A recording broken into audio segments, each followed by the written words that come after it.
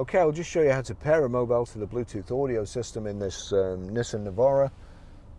First of all, into settings, make sure Bluetooth is on. It's more than likely going to appear at the bottom here. So from any, you can do it two ways.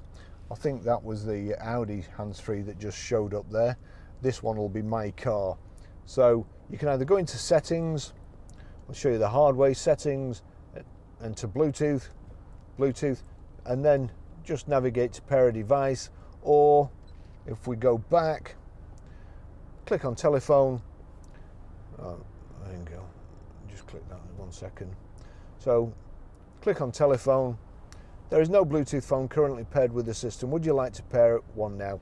Yes. Using your handset, look for Bluetooth device called My Car, which has come up already.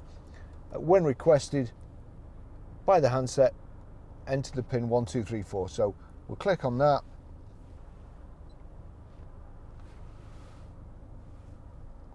Allow contacts and favourites to sync. I won't be using the car again, but you will, so I'll click don't allow, and there you go, it's My Car's connected.